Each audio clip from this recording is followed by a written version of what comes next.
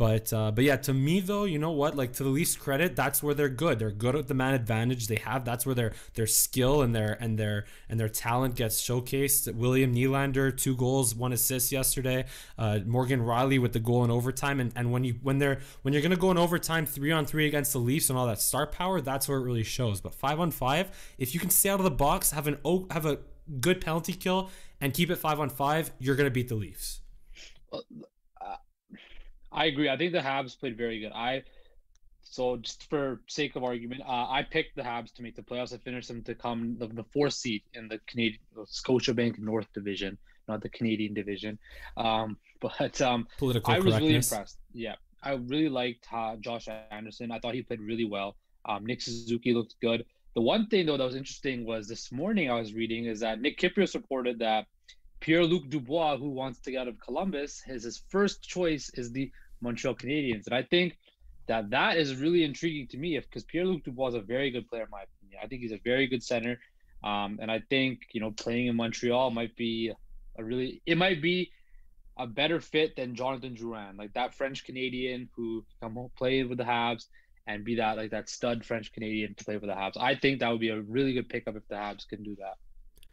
Honestly, Justin, I'm surprised that you brought that up and not me. I wasn't even planning on bringing that up, but I'm glad. I just saw it today and I thought like it would be good to bring it up. It was the on your show.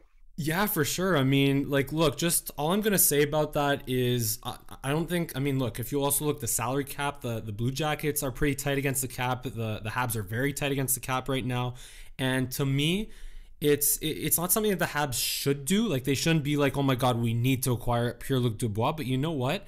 Given that he has made it very clear that he does not want to be in Columbus, and to the point where his coach, John Tortorella of all people, called him out to the media, and he has 2 more years on the contract, sure, with the bridge deal that he signed, and he will still be an RFA after that. So technically, Columbus controls his rights for 2 years and beyond. But will they want to if it's going to become a distraction in their organization? So to me, that's true. Well, it's the same. It's the same franchise that let Panarin. They played it out with Panarin, and they let Panarin and Duchesne walk. After that success they had that year, and they let him walk. They let Bobrovsky walk. So, I think I think it's kind of evident, like you said, Torts called out Dubois in the media and stuff like that. That it's bound to happen, right? So I think Montreal, like Marc Bergevin, had a very good offseason this. I think the way they finished, they have a lot of momentum. The way they finished last season in the bubble, and the way the acquisitions they made, of course, they took Toffoli from the Canucks. Anderson, I really like Nick Suzuki's game. I didn't know too much about Nick Suzuki, but kind of watching him play last night, I really like his game. Of course, you have Carey Price and Shea Weber. He ages like fine wine. Everybody thought that his career was over. Nick Kypreos again reported that last year. So I was really impressed with Montreal last night. And I think, although they lost, I think there's a lot of positives to come out of that game for the Habs.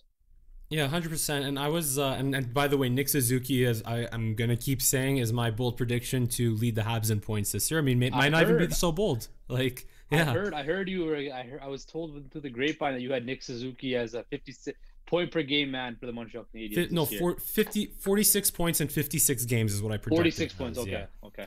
So not quite 56, but pretty close. And just to finish my point about Dubois, I was just going to say how, given that the distraction and the potential toxic culture or distraction that, they created within the Columbus Blue Jackets organization and with his team and his coach, like, this is where his trade value will be likely at his lowest, which means that any team trying to acquire him has all the leverage. Even though, yes, Columbus has him under contract for 2 years, even though, yes, he could turn into a really stud franchise center, any team trying to acquire him right now has the leverage. And if there's an opportunity to take advantage of the Columbus Blue Jackets, like Bergevin has done in almost every single trade that he's made except for the Sergachev trade, then Bergevin should definitely look into that. Exactly. And the one thing with Dubois is he's durable. Like, he's very durable. He's played 82 games.